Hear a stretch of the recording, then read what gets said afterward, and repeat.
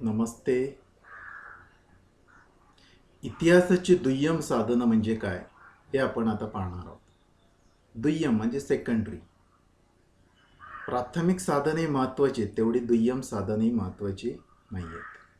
पण जिथं प्राथमिक साधन उपलब्धच नसेल आणि दुय्यम साधन उपलब्ध असेल, तो दुय्यम साधनाची निवड इतिहास लिहिताना किंवा संशोधन करताना करतात. आता ही दुय्यम साधनं कोणती? तर बखर. पहिलं म्हणजे बखर.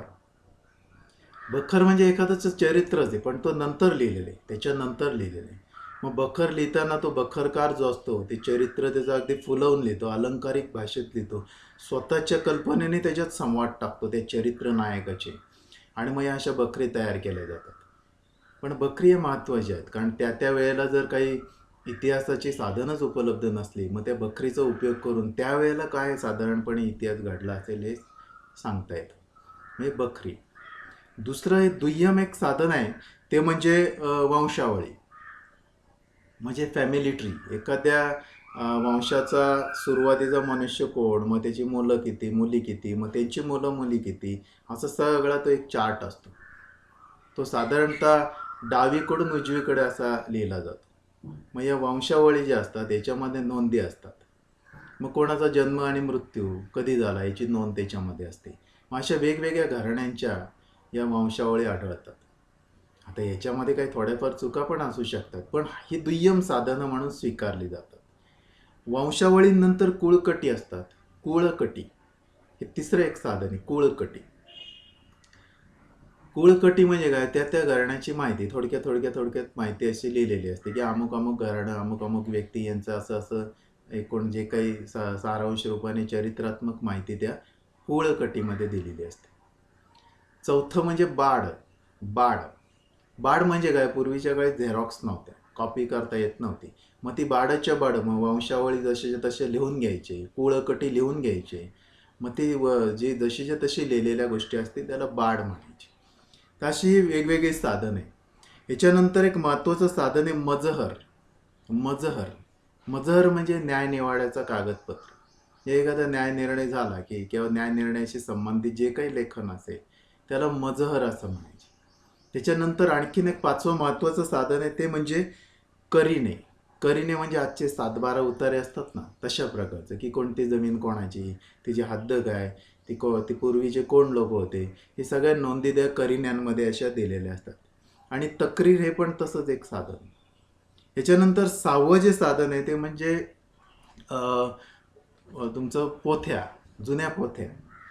जुन्या पोथ्यांमध्ये पुष्कळ अशा कथा असतात, वर्णनं असतात. मग त्या पोथ्यांमधून आपल्याला माहिती मिळते की त्या वेळेचा इतिहास कसा असेल. पण हे काय अगदी सगळं सत्य असतं असं नाही, पण दुय्यम साधन म्हणजे जिथं काही साधनच नाही तिथं या पोथ्यांचा आणि त्याच्यातल्या कथांचा उपयोग केला जातो, किंवा त्याच्यामध्ये जे काही शब्द संदेश लपलेले आहेत त्यांचा आपण इतिहासामध्ये वापर करू शकतो. 7वं दुय्यम साधन जे आहे ते म्हणजे खंडकाव्य. म्हणजे प्रतिभावान कवीने त्या त्या काळातल्या रचलेल्या ज्या काही काव्य असतील, काव्यपंक्ती असतील, त्या देखील त्या त्या वेळेचा इतिहास या सांगत असतात. 8वं एक आहे ते म्हणजे पोवाडे. आता पोवाडे करणारे हे सगळेच साक्षर होते असं म्हणता येत नाही, पण वीररसयुक्त त्यांनी प्रचंड असं मौखिक साहित्य तयार केलेले. हे सगळं मौखिक साहित्य देखील दुय्यम साधन. यापूर्वी मी मौखिक साहित्याची चर्चा स्वतंत्रपणे केलेली संकल्पनांमध्ये. तर हे सगळं मौखिक प्रकारचं साहित्य दुय्यम साधनं असं आपल्याला म्हणता येईल. मग त्याच्यामध्ये म्हणी आल्या, त्या म्हणींमध्ये गड आला पण सिंह गेला, होता जीवा म्हणून वाचला शिवा, अशा वेगवेगळ्या म्हणी आपण तयार करत आलेलो आहे. आणि त्या काळातल्या ज्या म्हणी त्या इतिहासच सांगत असतात की या प्रसंगानंतर ही म्हण तयार झाली. तर अशा प्रकारे ही सगळी दुय्यम साधन आहे. काही नाटकं असतात त्या काळातली जुनी जी नाटकं ही देखील दुय्यम साधन आहे. उदाहरणार्थ मुद्रा राक्षस हे नाटक आहे चंद्रगुप्त मौर्याच्या काळातलं. तर त्या मुद्रा राक्षस नाटकामध्ये त्यावेळेच्या सगळ्या घटनांचे प्रसंग नमूद केलेले. दुय्यम साधन म्हणून स्वीकारायला हरकत नाही. वृत्तपत्र असतात, स्वातंत्र्य लढ्यातली जी वृत्तपत्र आहेत ही देखील दुय्यम साधनं म्हणून स्वीकारायला हरकत नाही. वेगवेगळ्या वृत्तपत्रांनी त्यावेळेच्या लिहिलेले लेख असतील, अग्रलेख असतील, बातम्या असतील, ही दुय्यम साधनं म्हणून स्वीकारायला हरकत नाही.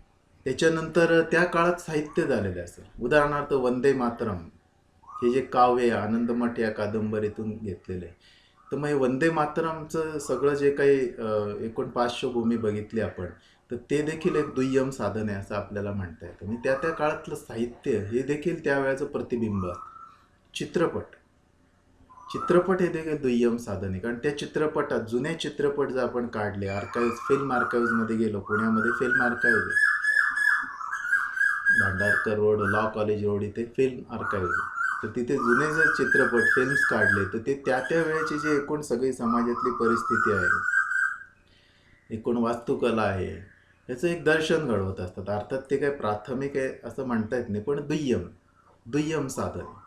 तर अशा प्रकारे ही दुय्यम साधन आहे. त्याच्यामध्ये बकरी असतील, कुळकटी असतील, शकावल्या असतील, करिणे असतील, पोथ्या असतील, वंशावळी असतील, नाटक असतील, कादंबऱ्या असतील, साहित्य असेल, किंवा वेगवेगळ्या प्रकारचे चित्रपट असतील जुने, ही सगळी दुय्यम साधनं आहेत असं आपण म्हणू शकतो.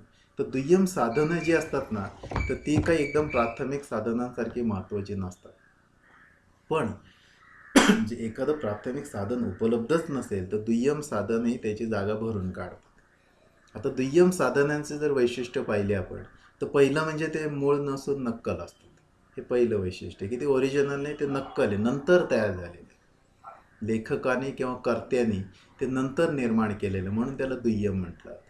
दुसरं त्याचं वैशिष्ट्य जर बघितलं, तर ते घटनेनंतर तयार झाले, म्हणजे घटना आधीच घडून गेली, काही काळ लोटल्यानंतर मग ते निर्माण झालं, त्या कर्त्यांनी ते निर्माण केलं. मग ते वंशावळ असो, बखर असो, पोवाडा असो, किंवा अन्य कोणतेही असो, ते नंतर निर्माण झाले. तिसरं त्याचं वैशिष्ट्य म्हणजे त्याच्यात बदल शक्य असतो. म्हणजे त्याच्या कॉपीजमध्ये बदल करतात लोक, एका दुय्यम साधनावरून दुसरं दुय्यम साधन बनवतात, मग त्याच्यामध्ये थोडासा फरक पडतो. तिसरं त्याचं वैशिष्ट्य, ते कुठेही अवेलेबल होतं, कुठेही उपलब्ध होऊ शकतं. म्हणजे ते घटनेच्या जवळच असेल असं काही नाही, ते लांबवर पण असू शकतं. मग ते आपण संकलित करतो आणि मग त्याच्यावर इतिहास मांडतो. त्याचं पुढचं महत्त्वाचं 6वं वैशिष्ट्य म्हणजे त्याच्या नकला तयार करता येतात, वेगवेगळ्या कॉपीज तयार करता येतात.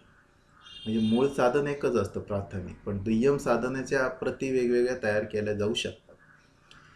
7वं त्याचं वैशिष्ट्य म्हणजे ते असंदिग्ध असतात, अचूक असतात असं काही नाही. काही ना काही स्मृतीमध्ये त्यांच्या फरक पडलेला असतो, स्वतःच्या मनाच्या गोष्टी त्याच्यात टाकलेल्या असतात, त्याच्यामुळे त्याच्यामध्ये एकदम तंतोतंत इतिहास असा आहे असं आपल्याला म्हणता येत नाही. त्याच्यानंतर 8वं वैशिष्ट्य म्हणजे त्याच्यात भरपूर माहिती असते. प्राथमिक साधनात मोजकीच माहिती असते, दुय्यम साधनात भरपूर वर्णन केलेलं असतं. त्या लेखकाने त्याच्या मनाने पुष्कळशी शब्द, वाक्य, रचना, गोष्टींची माहिती टाकलेली असते. 9वं त्याचं वैशिष्ट्य म्हणजे ही पडताळून तपासून घ्यावी लागतात. जशीच्या तशी दुय्यम साधनं स्वीकारता येत नाही. पूर्णपणे चुकीची माहिती देखील दुय्यम साधनांमध्ये असू शकते. काही आख्यायिका अशाच आहेत पूर्णपणे खोट्यात तरी त्या प्रचलित राहिलेल्या. त्यामुळे एकदम त्याचा स्वीकार असं करता येत नाही.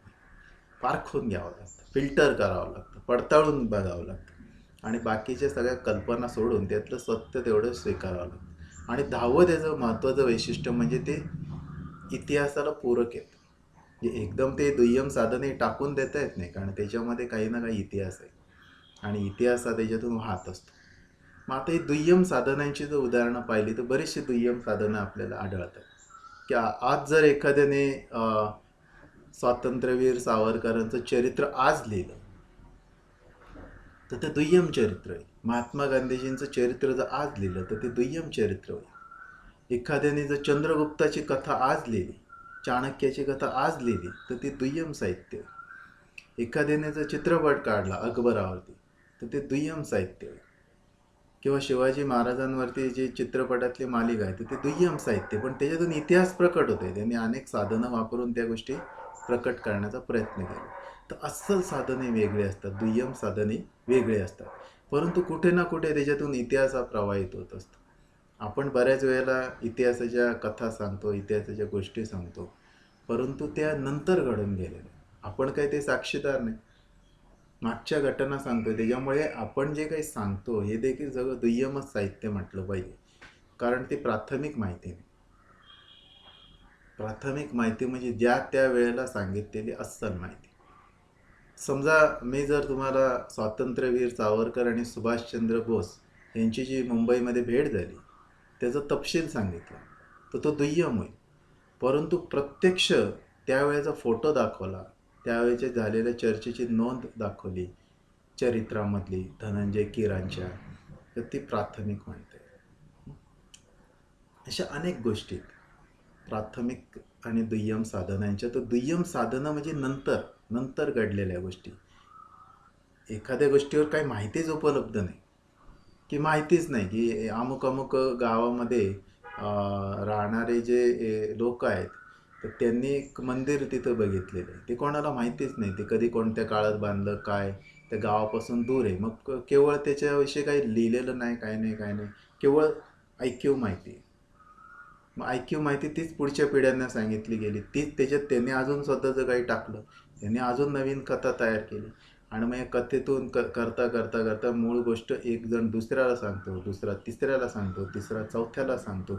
असं करीत करीत ती मूळ गोष्ट ज्यावेळेला पुढे पुढे सरकते, 100 माणसापर्यंत सरकते, त्यावेळेला मूळ गोष्ट आणि सांगितलेली गोष्ट याच्यात एवढं अंतर पडलेलं असतं की त्या दोन्ही गोष्टी सारख्या आहेत की नाही असं सांगा. तर दुय्यम साधनं हे असाच फरक निर्माण करतात. म्हणजे एखादी घडलेली घटना जी आहे ती तशीच्या तशी त्याच्यातून व्यक्त होईल असं काही सांगता येत नाही. म्हणून दुय्यम साधन हे सहसा कोणी संशोधन करताना वापरत नाहीत.